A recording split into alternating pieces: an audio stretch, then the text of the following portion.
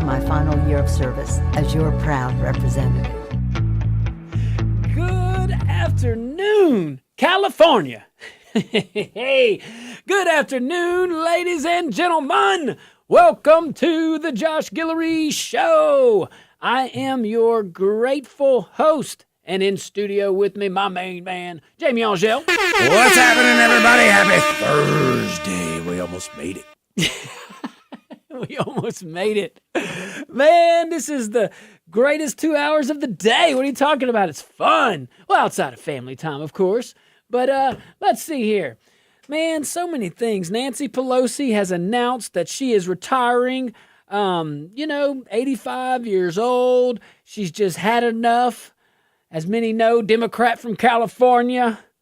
Let's see here. Elected all the way 1987. So been there a hot minute, representing San Francisco for nearly 40 years. And our founders would say, wait, what? She had some kind words for San Francisco. You want to hear what she had to say? Yes, sure. Oh.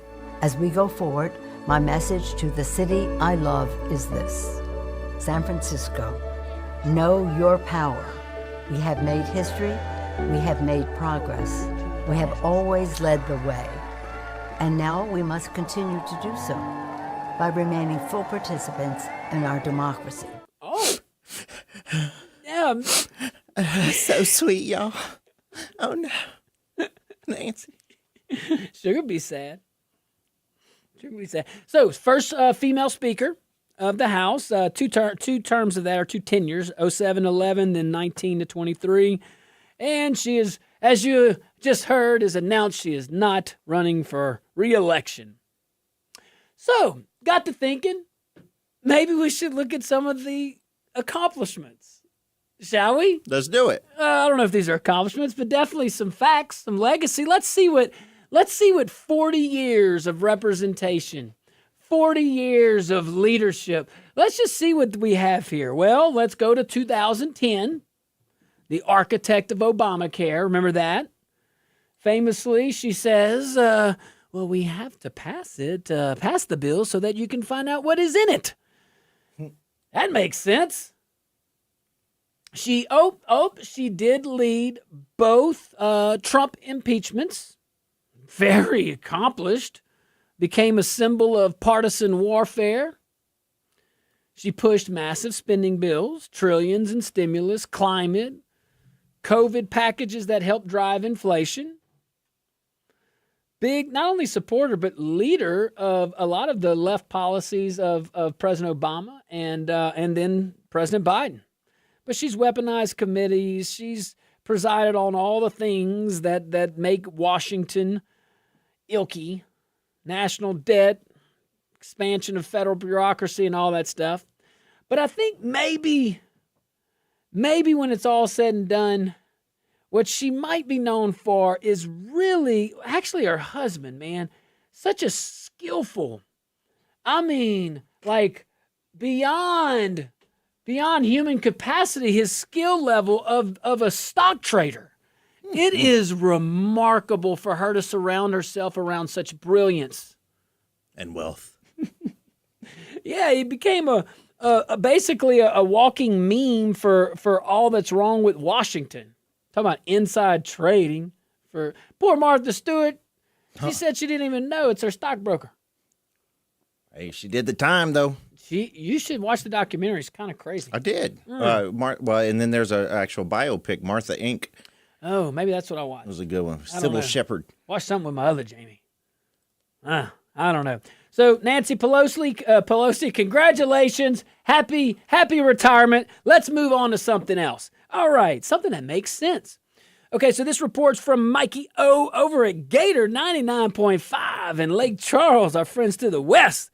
He says that Louisiana Senator John Kennedy is taking direct aim at Congress's pay during the ongoing government shutdown. Kennedy has introduced two bills. Joni Ernst, when you want to get something done, like if you have an idea of $2.1 trillion that you line item and you know exactly what, you file a bill. You drop a bill, Joni.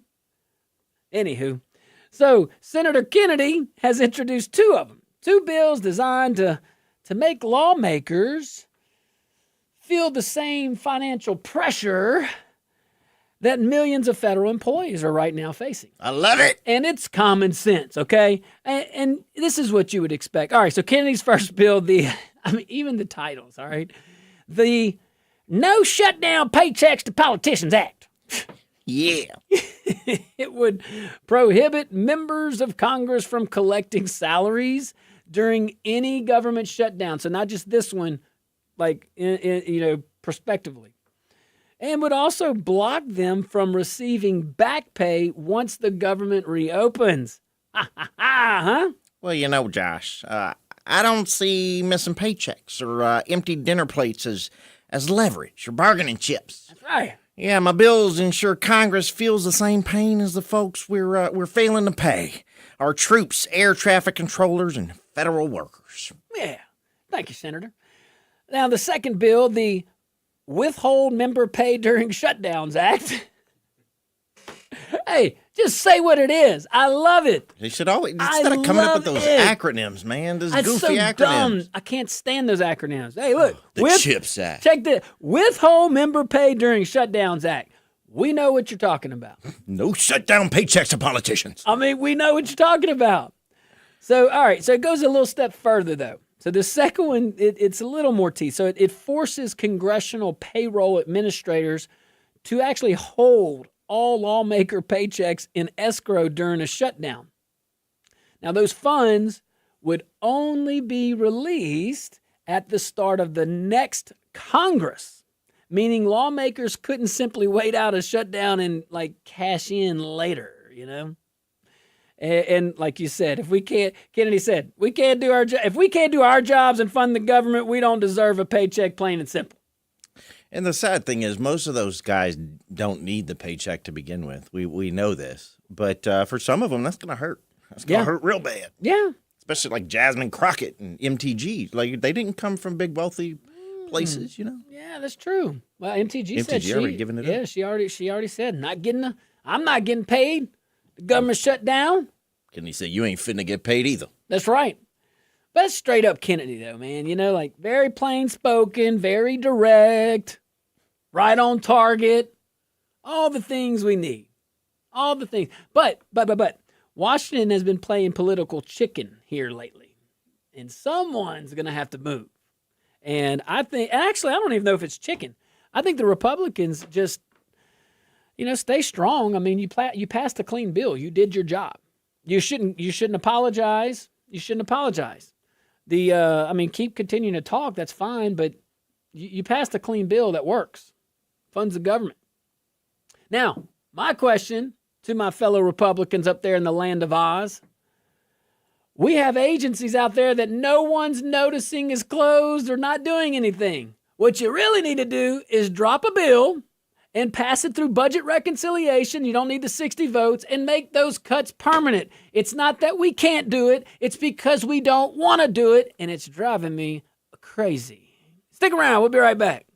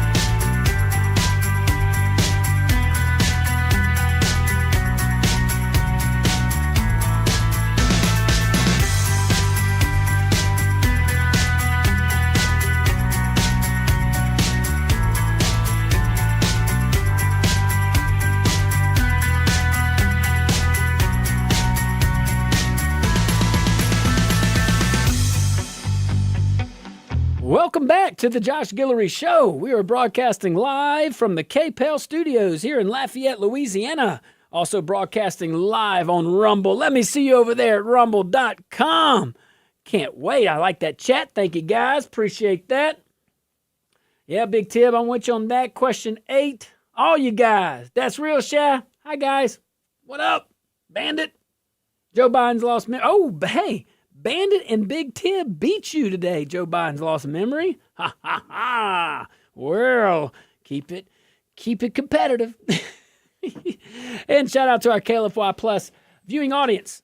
All right, so Kennedy wasn't messing around. So let's go on Trump and Mamdani's speech. So apparently the president had some thoughts on it.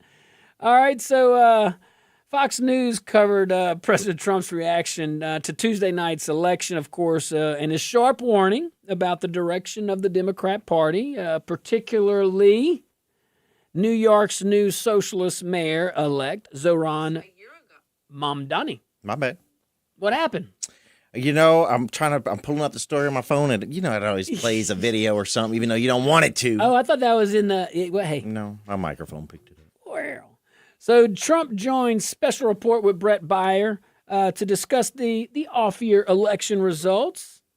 He noted that Republican candidates in New Jersey and Virginia fell just short, but said he wasn't surprised by the outcomes in deep blue states. We kind of talked about that too. I mean, Democrats should win Democrat seats.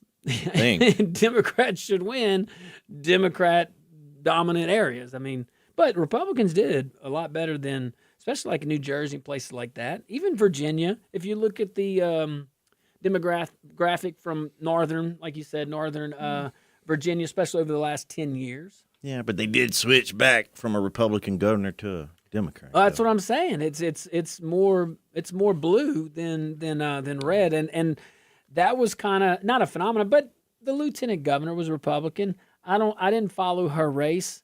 I know there was a little heated debate. Yeah, she's a good candidate. She's a good politician. But policy, I love her.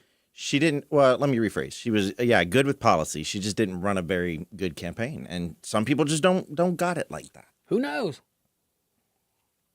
But what did catch his attention, President Trump's, was Mamdani's fierce, fiery acceptance speech in New York City, which Trump described as very angry and steeped in communist rhetoric because he's a communist.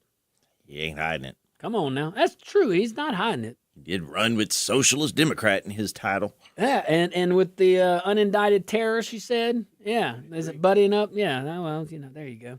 So Trump said he'd like Mamdani to succeed because he loves New York. That's good. You should I believe that. I do.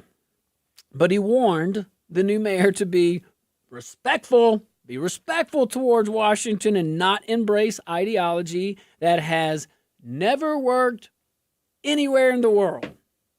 His words were very clear, the president. And I agree. Communism has not worked for 1,000 years. He says it's literally never worked. The president also addressed the ongoing government shutdown. It's a pretty good interview. By the way, it's my understanding now the longest, right? We're in the all right. So longest government shutdown. There are some opportunities if Republicans in Congress, to include Senate, want it. You can drop some things when you open up, and really fix some things here. But like all this spending that we're not doing, codify it. Don't restore it, and dang sure don't repay it. You could take care of people and cut wasteful spending at the same time. You can. But President did a good job on at least talking about the ongoing shutdown. He blamed radicalized Democrats, his words, for refusing to extend funding deadlines, a step he said every administration before has taken.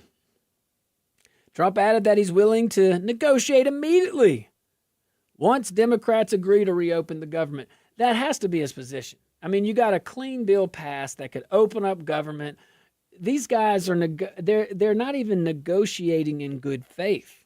They're not even negotiating to gain benefit for American citizens. You are literally choosing non-Americans over Americans. I don't know if that's the reason why AOC is going to beat Chuck Schumer. Probably not. But I do have a feeling that that might happen. Well, I mean, maybe it's because they're negotiating for stuff that isn't even applicable to this specific bill. Like reopen the government and bitch about the other stuff after. That is the process. Legislate. That is the process. I think they're just like House is in recess. They've been in recess for what, 2 months or 36 days? Well, look, you saw I've given my plan. One idea. Now Republicans, this is going to require some work beforehand. We can't treat this like Obamacare. Okay, we got to do this first. All right, we got to have this bill drafted first. I say you draft the bill, but I'll tell you what it says after. Pass the Democrats' plan. Open the government. Then immediately give them five. I do think they deserve 5 minutes of gloating. All right, so I've always said, give them 5 minutes.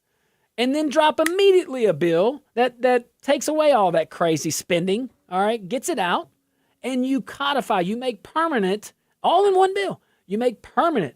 You talk about big, beautiful bill. Talk about a small, beautiful bill. You make permanent all these expenditures we have not been spending. Now, I know you're going to restore some. That's okay. But there's a lot of functions of the federal government that no one's noticing that's gone. Can we at least start with that? I think you're onto something with this. No, but listen, can we at least start with that? Here's why. If you drop the bill that way, all right, you go through, do what our friend Nancy Pelosi, we just talked about her, do what she did plenty of times. Pass and ramrod that stuff through budget reconciliation. You need 50. All you need is a majority vote. Or you need it. You don't, let me say it differently. You don't need the 60 vote requirement. It's not because Republicans can't do it. It's because we are refusing to do it. And that's why you have people that are actually passionate. I don't have a problem with Marjorie Taylor Greene. Yeah, okay, we don't agree on everything and on how to say things and do things sometimes, but who cares? I appreciate the lady's passion. I appreciate her conviction. I appreciate the fact that it looks like she puts herself before, looks like she puts her constituents before herself.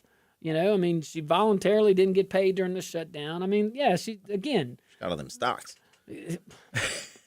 But I'm just saying, like, it's we have so many people that get in office, and that's in office right now, that we never thought would not do the things that we've always preached that we want to do. It's great to be a conservative. That's why legislative bodies, man, when you have people running for president, unless they've been in leadership in those legislative bodies or unless they've been an executive as a mayor or a governor, you don't know what you're going to get because that's just the talk branch. And this is going to sound bad, and I don't mean it to be, and I'm not targeting any individual. It's going to sound like I am, but I'm not. Attorneys general, okay? An attorney general. Easy to advocate conservative principles because you're filing lawsuits. Okay, how easy you're going to advocate. That's like softballs politically. I'm going to go advocate for conservative policies, but that's not governing. Until you get into that governor's seat or that mayor's seat or the president's seat, that you're not governing. But anyway, what they can do while they're governing is exactly what I just said. Anyway, stick around, guys. We have a special guest coming on, a candidate for United States Senate. That's State Senator, my friend there, Blake Miguez. Stick around to hear from Senator Blake Miguez on his run and so much more. We'll be right back.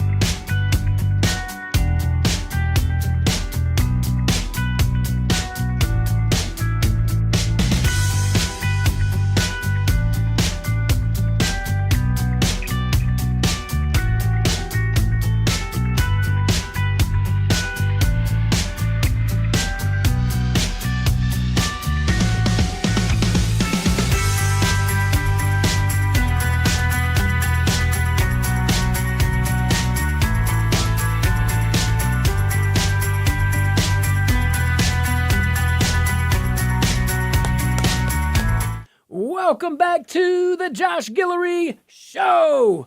We are broadcasting live on from the KPEL studios here in Lafayette, Louisiana. We're also live on rumble.com. Go check us out at rumble.com. Look up the Josh Guillory Show and shout out to our KLFY Plus viewing audience. Man, we got my dear friend on the phone here, State Senator Blake Miguez. What's going on, Senator? Good afternoon, Josh. How's everything going? Man, we're good, brother. I'm just trying to cause as much trouble as I possibly can. Good trouble, though. Well, if you want to know what I'm up to, I've been working hard to replace Bill Cassidy in the United States Senate. We're planning his retirement party for next year. Him and Nancy? Him and Nancy?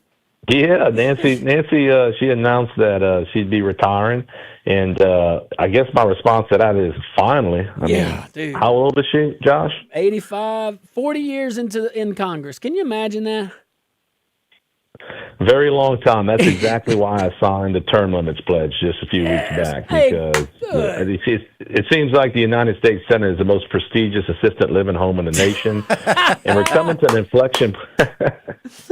Y'all like that one, right? I do. I'm gonna take we're coming to a point in our country where we need younger leadership to stand up and fight, because we've got to fight to protect and make sure we protect that American dream for these young people growing up, and it's time for them to take the baton. And you're seeing some great young leaders out there like J.D. Vance and Marco Rubio. We've got an amazing lineup in the Republican Party, and when you compare that to the lineup in the Democratic Party, and you see what happened in New York recently, you realize that there couldn't be more of a contrast between the two. Would you like a free capitalist society that respects what our founding fathers built nearly 250 years ago, or do you want a socialist society that's failed across this entire globe? And that's the decision you have right now. It couldn't be more important, these midterm elections coming up next year. Boy, you ain't kidding. And, that's part of the frustration, I think, with a lot of Republicans in our state, or conservatives, not necessarily registered as Republican, but conservative. And, they just want a consistent voice. They see Kennedy over there. All right, they didn't like the Ukraine spending, but for the most part, he's a pretty consistent conservative, and we don't have to worry. And I think that's some of the frustrations you've seen. But I don't want to speak for you, Senator. I mean, what's your thoughts on all that? Well, I can tell you that if you elect me to be the next U.S. Senator and we got Kennedy up there, it's going to be like Wyatt Earp and Doc Hollywood, and we'll have a shootout up there. I'm telling you, we're going to fight like hell for this country. And I can tell you, I'm one of the few candidates in this race that has young children, and I want to make sure that the America that they grow up in is great and as the same one that our grandparents left us. And we've got a bunch of great representation up there, like our speaker, and we've got John in the Senate. But we are at a point in this country where it is a spiritual battle. I mean, this is good versus evil. And you look at what they did to Charlie Kirk, Steve Scalise, what they tried to do to our great President Trump. I mean, we're at a point in time where we're fighting to save the soul of our country. And President Trump needs strong leaders. He doesn't need another weak senator that he can't trust. And the people of Louisiana deserve better, and I'm the guy to get the job done in D.C., and I'm going to support our president and support the America First agenda on day one when I get there. Hey, absolutely. Absolutely. So, Senator, you were at I think you were at the L.A. GOP conference last Saturday. Am I correct?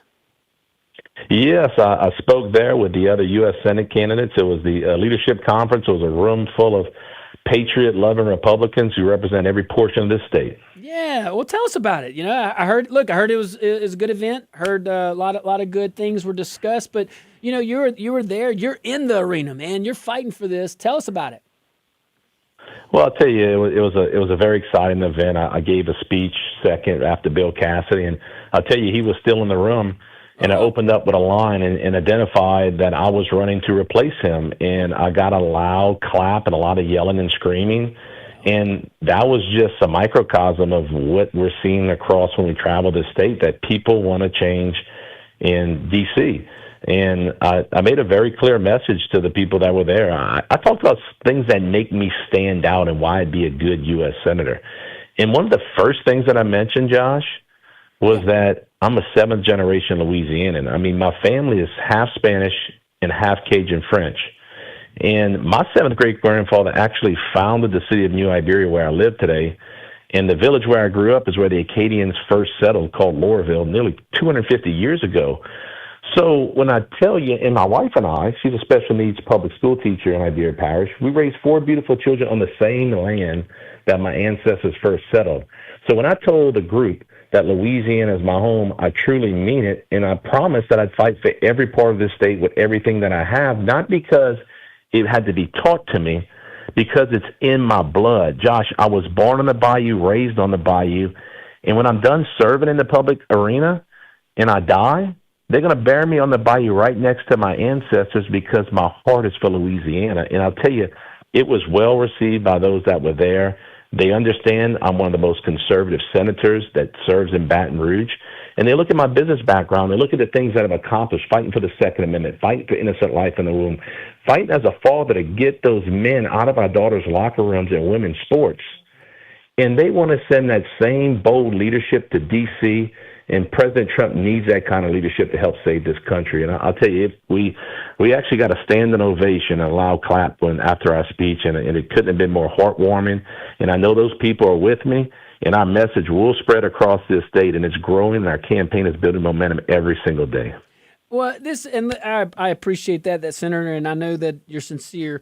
So it's perfect timing here. Known vacancy. I see over there from YouTube. He says, socialism has failed and succeeded depending where? Yeah, I don't know that last part, but socialism, we talked about that earlier with New York City's election. I think you just mentioned that. What are your thoughts as a whole? Just, these Democrats won in Democrat states. In New York, you had a Democrat run against a Democrat. So a lot of the media is trying to pose this as, this is a referendum against Trump. What do you think about all that silliness, huh? It's like you said, they're calling it a blue wave. It's more like a blue freeze. Yeah. I'll tell you, I mean, this was blue states, blue cities, and don't read too much into those elections, right? Because a lot can happen between now, or last Tuesday and next November. And what it did identify is that it showed that Democrats, and even those Democrats in Washington, were willing to double down on these failed socialist policies. And they've also identified this is who we are. Mamdani, Zoran over there, he is now the leader of their party. And he is a communist socialist, right? And this is who their party is. And like I mentioned earlier, it couldn't be more of a contrast to who the Republicans are. And that translates not only in New York City, but go to this government shutdown. We're at the record day 36, I believe, in the shutdown. Crazy. And if you're traveling right now and you got airline delays, it's because of the Democrats. Yeah, no, it's absolutely choosing non-Americans over Americans. I don't understand it. I don't understand exactly what they want: free health care paid by you, the taxpayers, for illegal aliens, and they want to cover up the failed policies of Obamacare and how much it costs, right? So they had another vote, the 14th vote, and you know what it comes up in the Senate? 54 votes. Only one Democrat had the courage to stand up with Republicans. And they come back and they say, well, Republicans are in control of the presidency, the House and the Senate. They're lying through their teeth again because it takes a 60-vote threshold in the Senate to pass this. And all it is a clean resolution that they voted for in the past, and they continue to hold the American people hostage. And, Josh, it wasn't only for these illegal immigrants. They want $1.5 trillion of this wild, crazy leftist spending. They want to go back to America last under the Biden administration. Well, we are unapologetic conservatives. We support President Trump, and we're here to get the job done. And the only way we're going to do that is by reforming how we spend our money and stop wasting your tax dollars away. And look, there's going to be another vote on Friday, and I pray that they come to their senses and they reopen this government because those congressmen need to get back to work and start doing the people's business.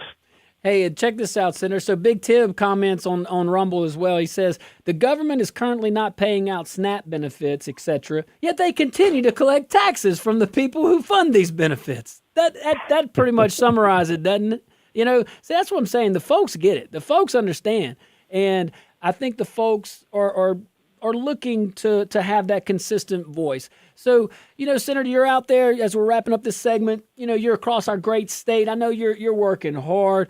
What's like top issues or what's some things you want the folks to know, man? Just close us out on this segment. Finish us strong. Well, I'll tell you, we gotta protect our Second Amendment rights. Like the National Rifle Association gave me the Defender Freedom Award because I fought to make Louisiana a powerhouse.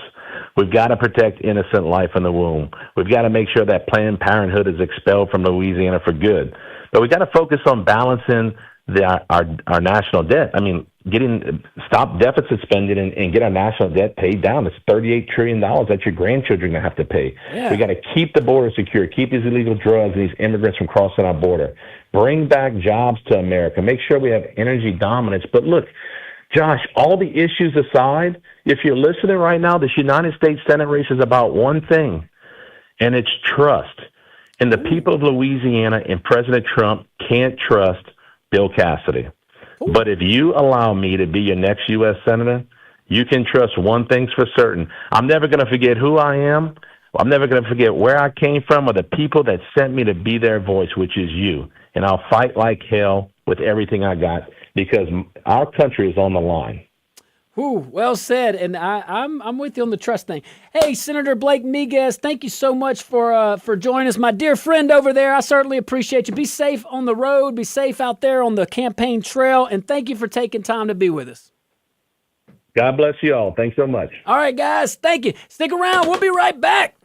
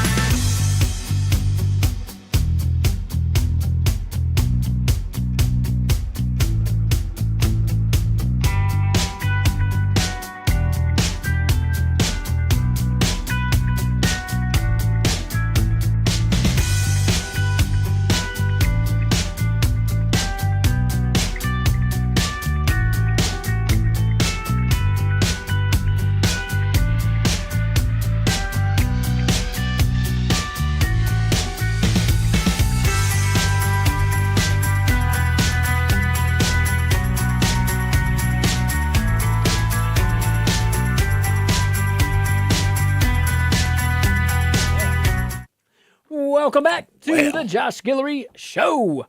We are broadcasting live from the KPEL studios here in Lafayette, Louisiana, live on Rumble.com. Let me see over there. Go to Rumble.com, search the Josh Guillory Show, and on KLFY Plus. We appreciate you guys.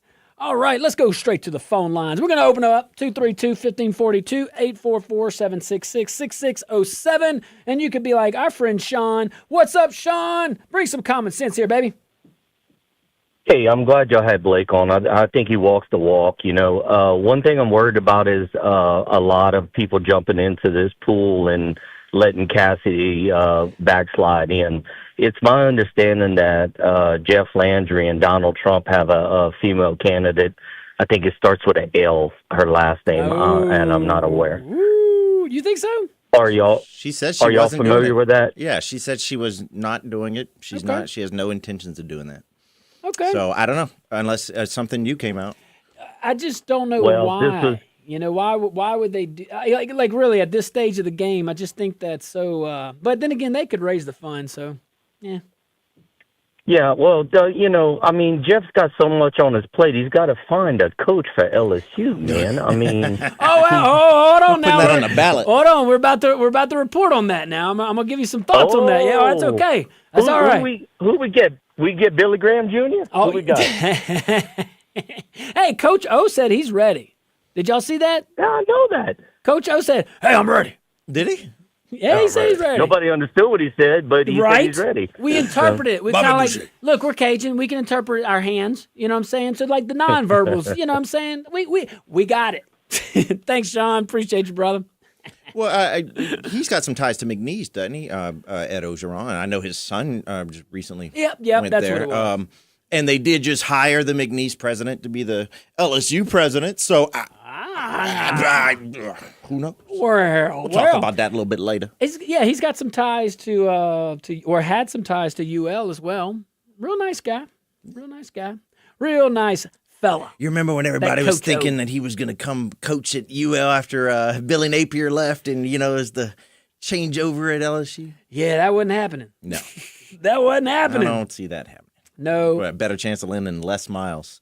Well, let's talk about it though. All right. So Governor Landry, he told KPEL yesterday. Yeah. All right.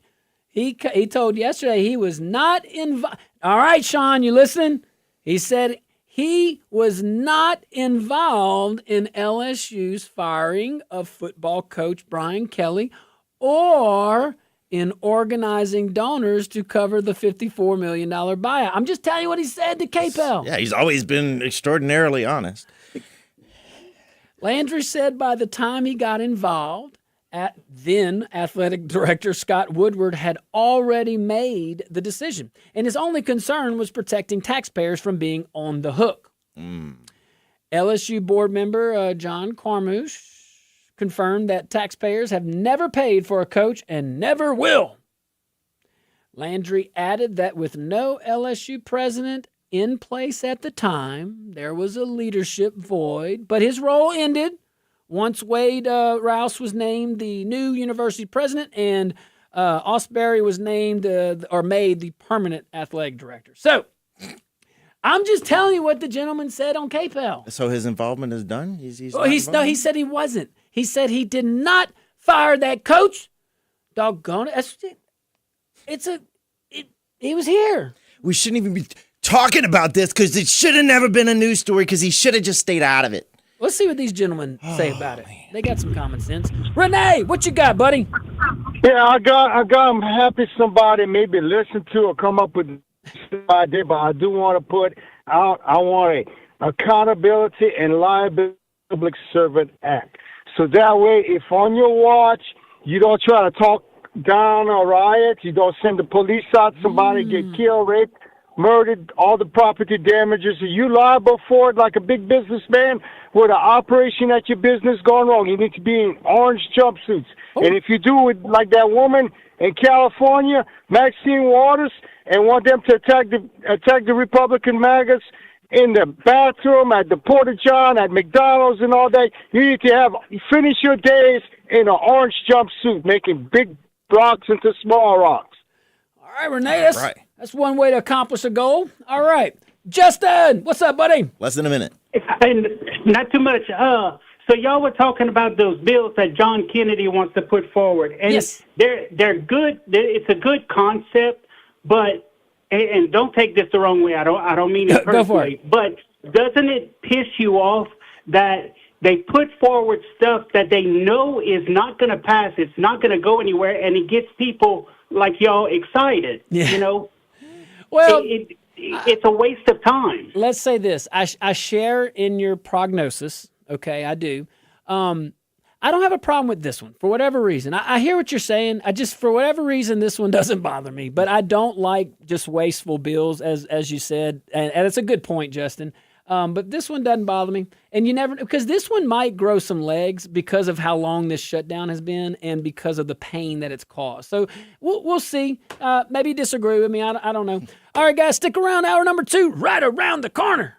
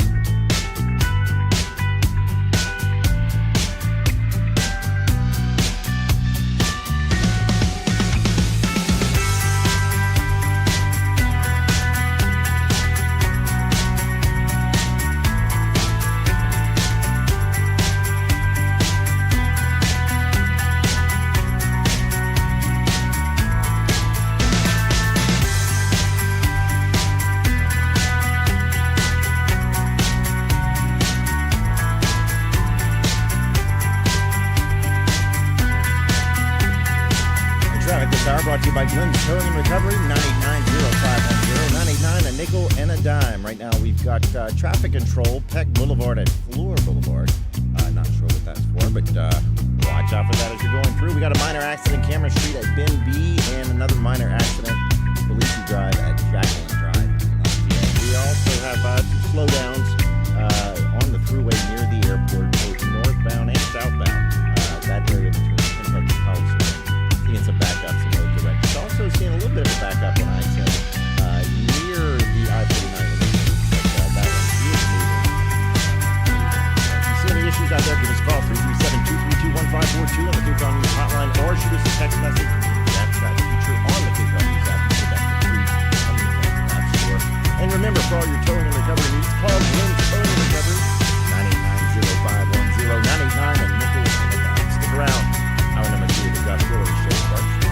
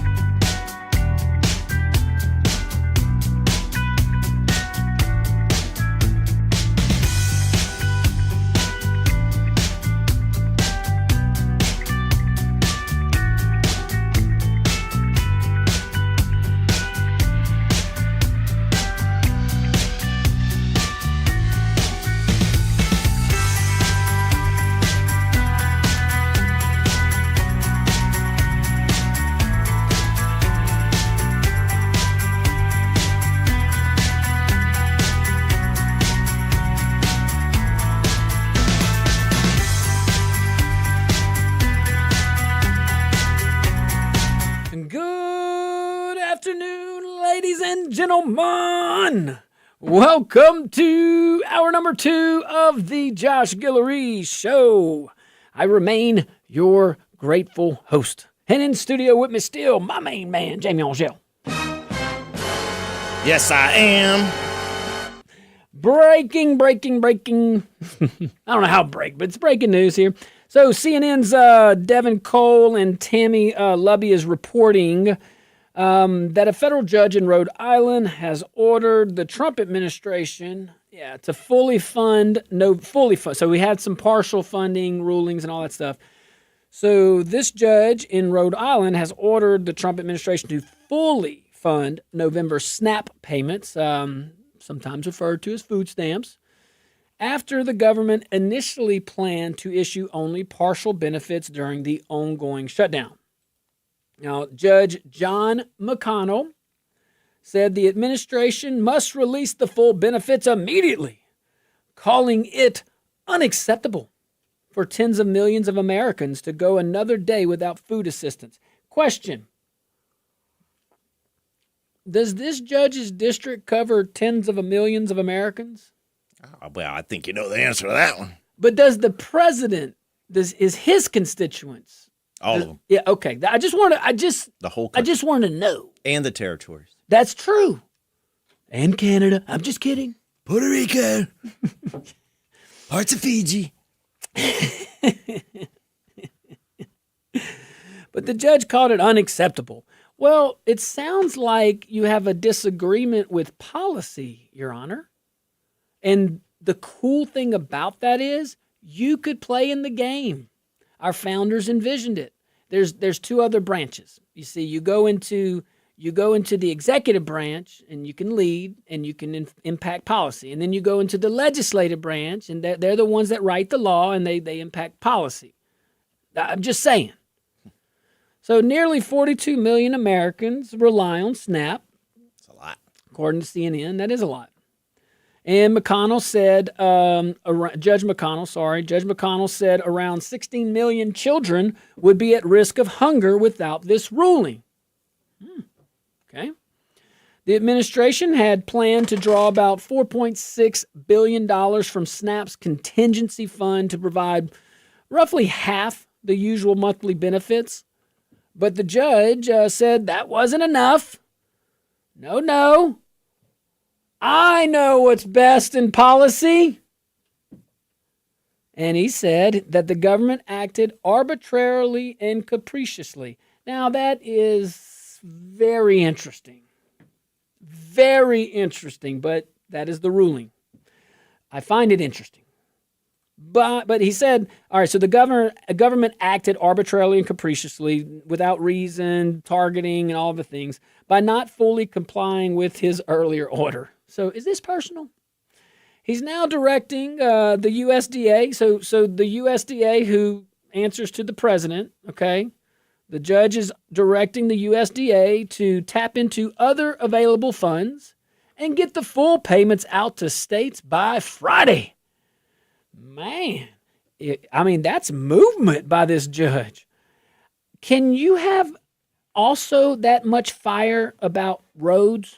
Because if you can get that stuff started by Friday, I tell you what, I'll compromise next Friday. He can do this one by Friday. He can get the SNAP benefits out this Friday, but maybe the judge can get the road started by next Friday. Because there's plenty of U.S. roads, U.S. highways. I know of a few that could use a little TLC. You get what I'm saying? Mm-hmm. But I'm just saying, since the judge is policy making, why not? Yeah. Maybe he can do something about insurance. Absolutely. Hey, there are how many million? There's at least 1 million Louisianans that are suffering because of failed policy. Why don't judge in Rhode Island? No, and you can't say, because you just said tens of millions of Americans and they're not in your district. So I'm not in your district. Why aren't you protecting me? Why aren't you protecting Jamie? Huh? Why aren't you protecting our wonderful audience? Oh, no. So for now, November's SNAP benefits will go out in full, despite the shutdown and the ongoing court battles over how to handle funding during the impasse here. But this story is developing. We're going to keep up with it. Updates are expected soon. I do think I'll give credit where credit's due. I think CNN did a good job on that article. And we're going to see. We don't know where this is going to go. We don't know. We just had legislation on, or I can't remember if it was case law or legislation now, on universal injunctions.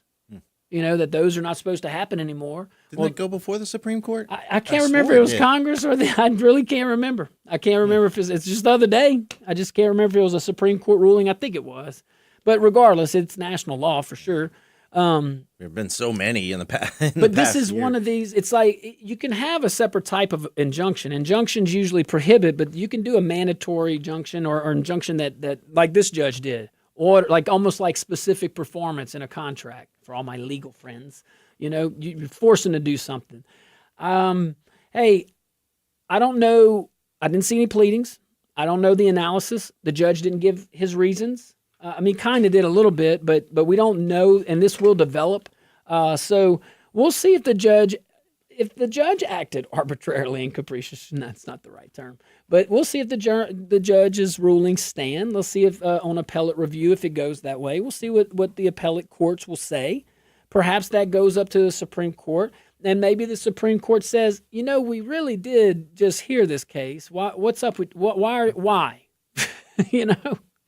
If we said you can't issue universal injunctions to prohibit, what makes you think you can issue a universal order that directs an agency that doesn't answer to you? I'm just saying, if you think something's arbitrary and capricious, you absolutely can prohibit. You can prohibit the government from doing something. But to affirmatively make it mandatory, to direct something. Now, I'm just saying, have we heard of separations of power in Rhode Island? I mean, you're in the judiciary and you issued an order to an agency. Now, I know legal scholars, you can call in, that happens a lot. I have a problem with it then too. Okay? Just because it happened doesn't make, just because it happens doesn't make it right. There were a lot of babies killed under Roe. Didn't make it right. Okay? Yeah. Didn't make it right, but it was legal. It was the law. Okay? So that's my opinion. It's my opinion. I mean, if we allow it to continue, for example, then why even have Congress? Why even have the president? Yeah, why have judges can just do it. Yeah, lifetime appointment. Catch on. Oh, my podden over here did this. Oh, well, I don't like this policy. Let me issue an injunction on this. And then guess what, guys? When the Democrats in, Republicans will do it too. We will not have a functioning government, and that's why these universal injunctions, we're banned, and they should be. And I believe that this court will have to show how that is different than what was just either ruled on or legislated. He's going to have to show why that's different, because he issued a ruling that impacts citizens outside his district. He issued a ruling that directed a separate power of government to do something. Now, that in and of itself isn't the bad thing. I'm just saying, issuing directives to agencies, I think that crosses the line.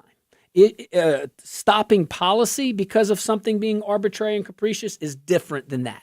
It'd be like the city council directing, the public works department to execute a project that hasn't gone through the proper channels and been, properly vetted. Yeah, you can't do it. I mean, you can, it's just not going to go anywhere. But for good reasons. For good reasons.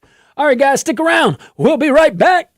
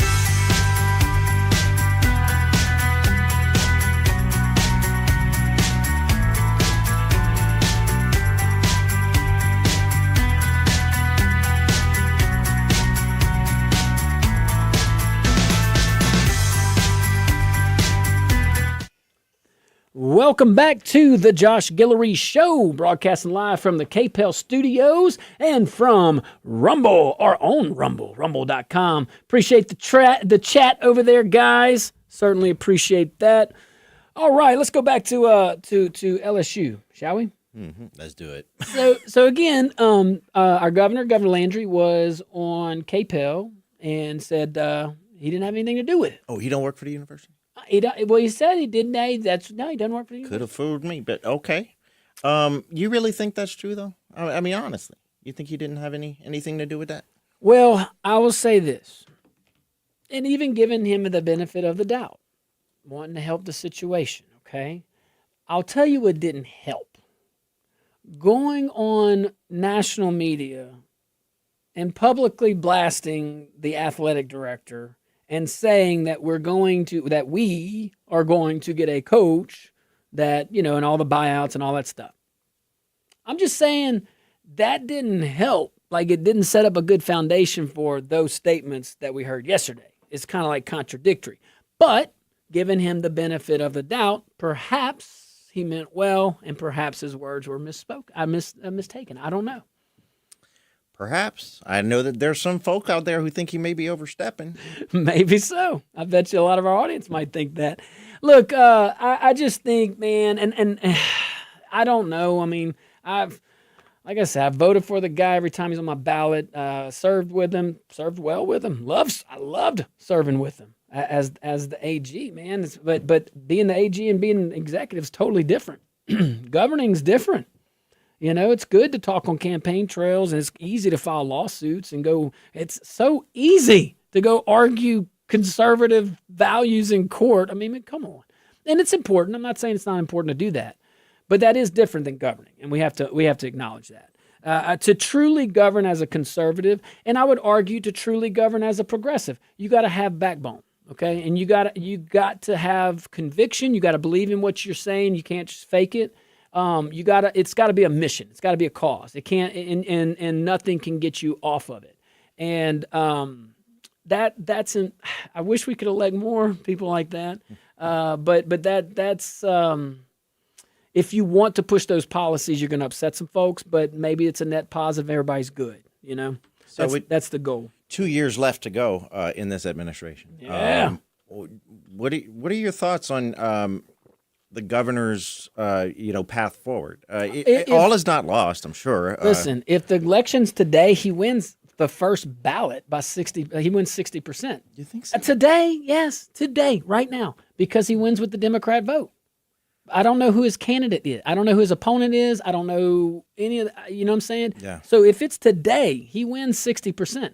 That doesn't mean that a Democrat won't get in. That doesn't mean that a conservative Republican won't get in. You see what I'm saying? But today, I think he wins 60%. I'd be curious to see some numbers, some polling from the minority folks, from Democrats on what their thoughts. Like, are you pleased with what this governor's doing? How's your insurance doing? How's your bills? You got money? I'm just curious to see what the general consensus is, not just the Republican consensus, but in general. Yeah. Some of the legislators said that our insurance was going down. They're more than welcome to call. Well, I wish they would tell me what I'm doing wrong. Tell me how I'm supposed to do it. I want to know the same thing. How do I lower mine? Which one is it? Can you just send us a list and maybe we can get on it? I've tried like 3 times now. How about a PSA? Hey, holla for $1. If you or someone you know suffering from high insurance rates, call now. But I want it in the voice of that timeshare guy. Well, if you or someone you know suffering from high insurance rates, call us. So the taxpayer thing, all right, with the governor was like, taxpayer dollars, all that stuff. So someone posed a question, and so it said, if taxpayers were never on the hook, why did ticket prices go up the day before the A&M game? Now, or you can say, it's a private event. That's tickets. So just think on this, because I saw the question. I was like, well, my initial reaction was, well, that's not a tax. I mean, it's, but it's an argument. There's an argument to be made that the ticket price hike, it is a tax, and it's a tax without the paperwork. So someone may argue that they didn't raise your taxes, they just made you pay more to watch the game.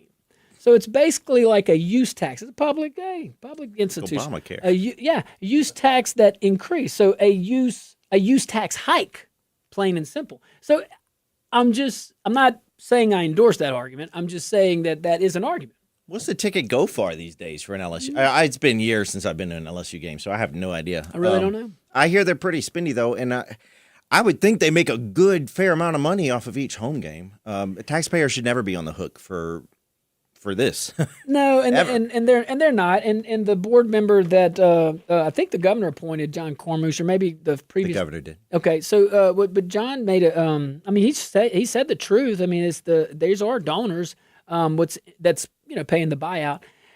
Which there was a lot of concern with NIL at LSU, and if you can raise donors to buy out this guy, I think NIL will be no problem next year. But that's who knows? That's an ever evolving thing. It's counter to the fact that this is a state institution. But yes, but it also is like you listen to Paul Feinbaum, who's a sports broadcaster on the SEC network and has a show, a syndicated show. And he's like the Lane Kiffin sweepstakes. He's like, man, Louisiana, you didn't do yourself any favor. LSU, you did not do yourself any favors with Lane Kiffin having politicians get involved. You just don't do it. Just support, yes. Lead, yes. But man, time, place, manner. This ain't Huey P. Long, man. Come on. What coach is going to want to come here? That's just kind of like, what if you fall out in bad political? What if the coach says something that's not PC or that's not your political ideology, and now they're under fire? Like, I'm just telling you, it's a big deal. And I guess the governor is right to come on and say, maybe try to smooth that over, do it more often, because that's not what a lot of folks are thinking. What if the next guy comes in and tries to use a horrible fake Cajun accent? What are we going to do then? Oh, that happens? Brian Kelly did that. What? Like no. His first, he's like, man, get out of here. You're not Ed Ogeron. That was his introduction in the PMAC. Well, let's just say he never did it again. No. All right, let's go to the phone lines. Yeah, that's right. Let's go to Jerry. That's right. What's up, Jerry? Talk some sense into this. No, not too much, man. I'd say that we're probably not going to get a fair assumption of what black folks think, because I've never received a call from posters asking me if I'm white or black. Maybe they assume that my last name is white. I'm not sure. I'd hate to assume. But I don't think we really know what black folks think, and I don't think that they know what white folks think. I think polls are terrible now. And as far as LSU, I haven't had any high regard for that place in 20 years. Woo! So, if you want to bring over some cows over there and teach them how to milk them or something, bring back some dairy stuff, some farming, that's the A&M maybe bar. we could be good at that, But I don't see them having a high standing in other college rankings either. So it's not just my assumption of it. I think their numbers speak for themselves. Well, Jerry, look, good points, man. We'll see. Time is going to tell on that. I mean, it's definitely an interesting subject. I just know that we got to be careful here. All right, Mr. Bobby, what you got, Mr. Bobby?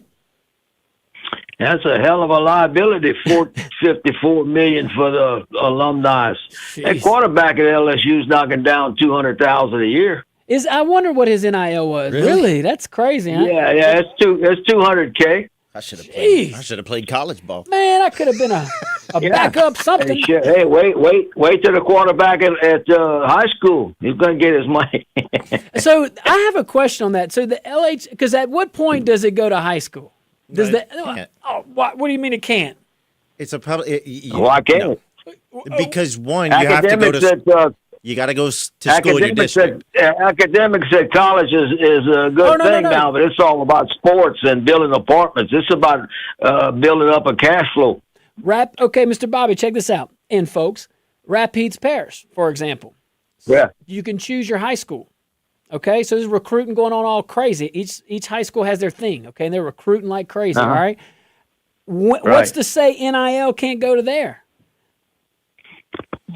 Huh? That's right. I mean, the LHSAA probably bans that, and that's crazy. probably what would govern that. But I'm just saying, What is next? You see what I'm saying? You got New Orleans. You got New Orleans Scouts, college scouts going to high school games. New Orleans Saints. It's great. Well, they might need to bring some on the field and not just recruit them. I mean, my goodness, they need something up there. Bring on the high schoolers. Stick around, guys. We'll be right back.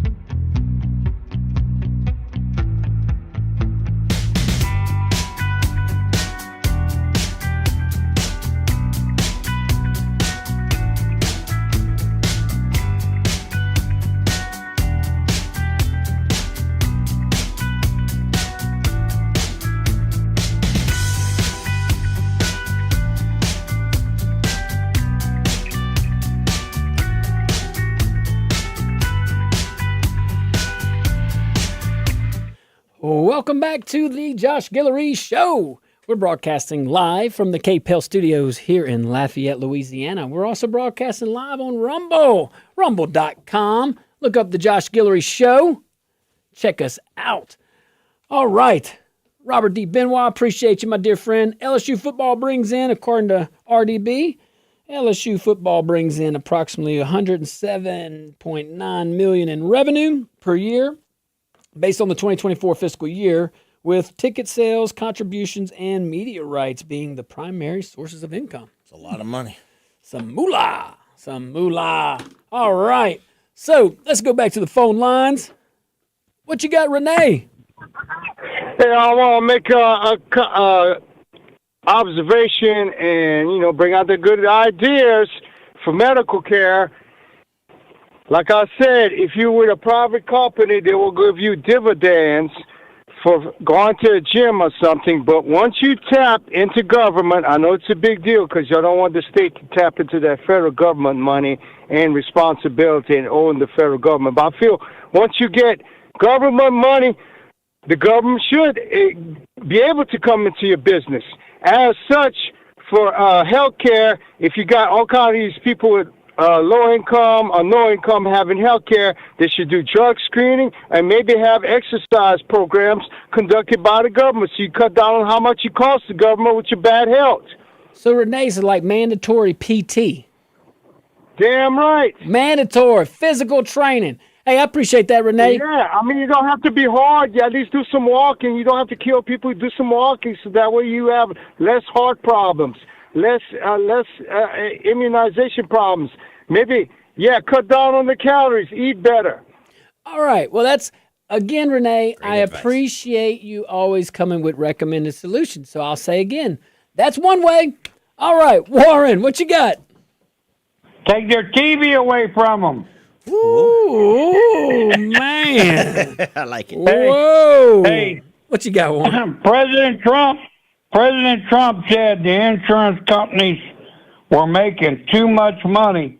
See, Moon's over there crying about how much he's having to pay every month. He thinks he's paying for 20 families. The truth is, it's not going to no families. It's not going to no people. It's going to the system. And the system is sucking the little people dry. And, the government's going to bankrupt Obamacare. And then what you're going to have, total government control of it. They're going to mess it up even worse. Obama couldn't do nothing. He ain't never done nothing, but he managed to mess up the best health care system in the world. Thank you, Josh. Hey, thanks, Warren. I don't think it was improved, that's for sure. Definitely not for people that have to provide it. That's for sure. Insurance is terrible. They ought to just blow the whole system up. Yeah, it's so weird. Why do medical costs so much higher here than everywhere else? Why is the same molecule? And we know that manufacturing, that's another thing. It's another reason why Trump's tariffs are working. We've reported on different pharmaceutical manufacturing facilities that have either agreed to stay or have agreed to build here in America and soon, quick. And they kind of have to. That wouldn't happen without the tariffs. And that could lead to lower costs. I don't know. We'll see. It can't hurt. Yeah. At minimum, it helps American jobs. Let me ask you a question. If you have more than one health insurance, you think that'd be a great thing? I would imagine so. Not in this country. Whoa, you serious? Oh, yeah. It wasn't until I had two health insurance because, I had to get my retirement, TRICARE, whatnot, but then sometimes you get employer-provided health care. Yeah. Well, anytime I've had employer-provided health care and I've been forced to take it, it's ended up costing me more money to have two insurance. Isn't that crazy? That is wild. Like you would think. A primary, a secondary, or right. something. One would pay what the other one doesn't. No. They fight each other for a while. And then they decide, neither one of them's going to really pay for everything. And then you get stuck with a deductible. It's crazy. That is wild. And I bet you that happens to quite a bit, quite a lot of folks. You're like, you haven't met your minimum yet on this one? Well, you got to meet your minimum on this insurance before we'll start paying with it. Like, get out of here. It's crazy. And you had to take it. Had to. Wow. Had to. Another thing for the government to keep someone dependent. I'm telling you, it's interesting. But hey, all right, let's go some airports. Want to do that?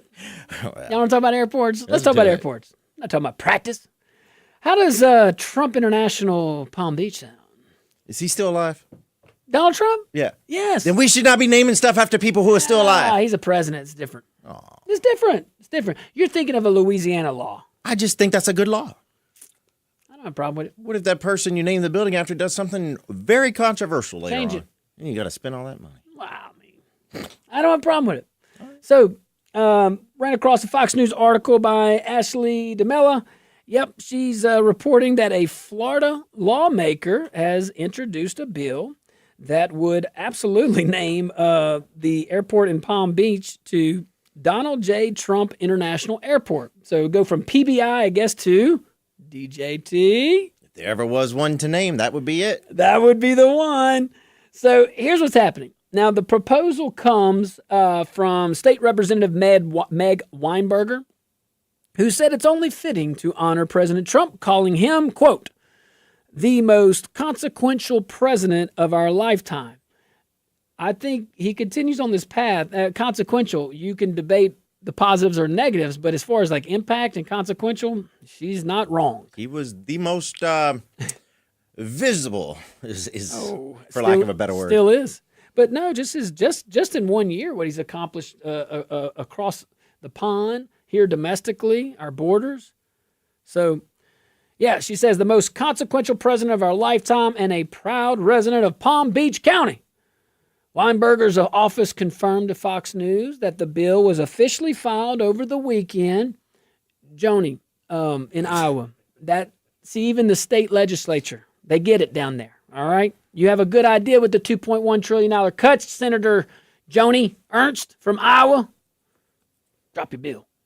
Air Force One often lands at PBI because it's the closest airport, to Mar-a-Lago.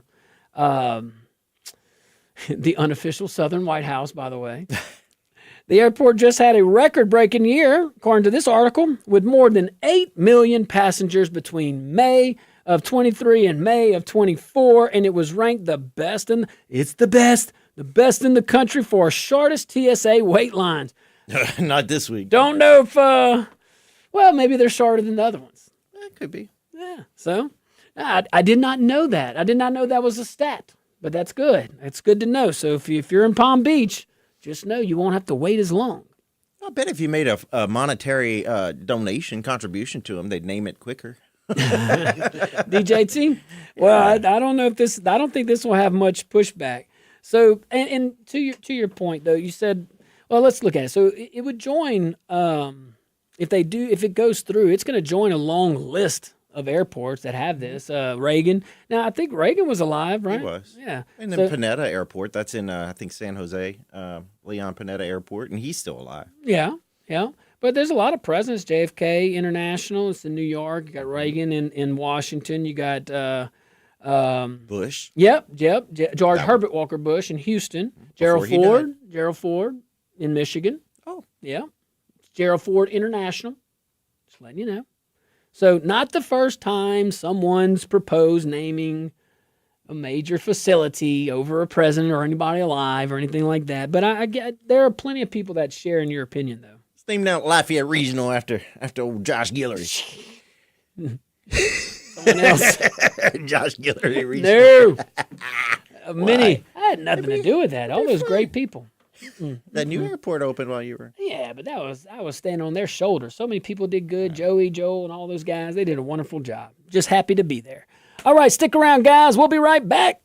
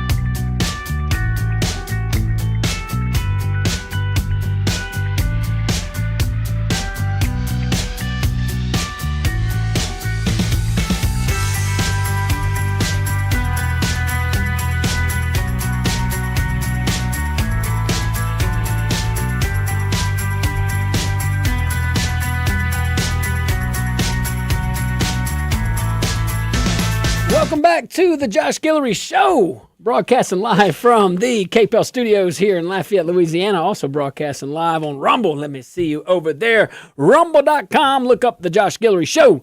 All right, guys. Let's So this guy in New York, he won the election. Did you know that? Zamboni. Mm-hmm. That gentleman. Zoran Mamdani. What are they calling him? Comrade Mamdani? Calm dummy or something. Oh, Like a communist. Oh, well, dummy. Oh, mom dummy. That's what Warren called. Oh, yeah. Come on, gotta be nice. So, CNN and other outlets have reported. We talked about it a little bit yesterday, or maybe we tried to talk about it. I don't know. New York City Mayor-elect Zoran Mamdani, well, he is bold and on the forefront, and he loves women. He's not one of He has announced an all-female leadership team for his transition. Some say it's turning heads. Well, like, why? Are they the best qualified? So, qualified in what? Just like, I'm going to nominate a female justice to the Supreme Court no matter what. No matter what. She might be a lesbian. Well, I thought that was one of his things. I thought it was too. So the five co-chairs include former FTC chair Lena Khan, a close ally of Bernie Sanders, known for her aggressive antitrust crusades under Joe Biden, Maria Torres Springer, a former deputy mayor, Grace Bonilla, head of United Way, New York City. Oh, yes. And Melanie Hartzog, another ex-deputy mayor for Health and Human Services. And political consultant Elena Leopold. Mamdani said their job is to help staff and shape his new administration before he takes office January 1st.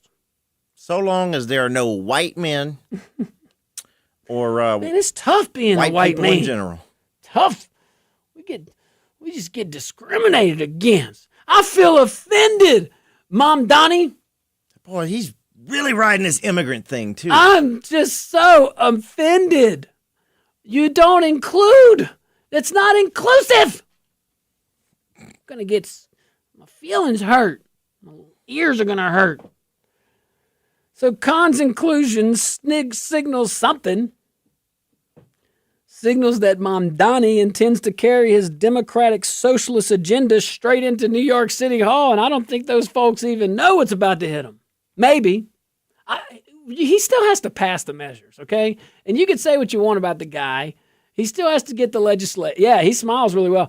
You just got to get he has to get the legislation, and that's why he's been walking back some of his stuff. More affordable buses, more affordable rent. He's just realizing he cannot do what he said he wanted to do. I think there's going to be some people. He's either going to ruin New York City, or there's going to be a lot of people that are disappointed in his lack of delivery. So we'll see. That doesn't look good either way. But he is already asking.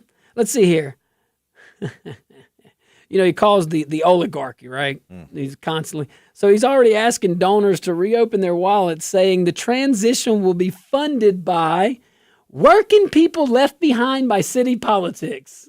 I thought they didn't have any money. I thought he had to take money from the rich people to pay the. Man, I'm just telling you, it's a scam. It's a scam. Our poor friends in New York. He did say that he's open to talking to President Trump, even after Trump called him a communist. He calls himself it. Well, that's true too. Well, a socialist, whatever. Well, let's see. Let's go to the phone line, see what these guys say. Caller, you're live on the Josh Guillory Show. What's your name? Where are you calling from? Just me? That's you. What you got?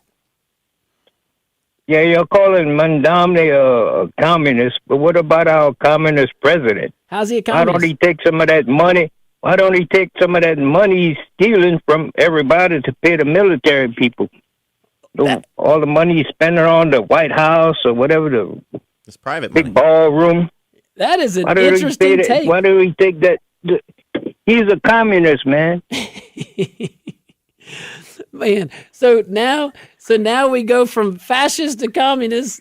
People don't even know what those words mean that say them. All right, but this guy knows what he's talking about. What's up, Mr. Blue Wave? Yeah, like I said, hey, they had the election this week. That wasn't a wave. And we won. You did win. And wait until next year, the prediction, we're going to hit it big. Red. 2026 is going to be the biggest blue wave you see. No, Mr. Blue Wave. Red. I'll get you an oxygen tank when It's that going to boat be a red sinks. one. A red one. Now, he can jump in my boat. Thanks, Mr. Blue Wave. Hey, guys, thank y'all so much for joining us each and every day. We certainly appreciate that. Be careful out there. May God bless you and be kind.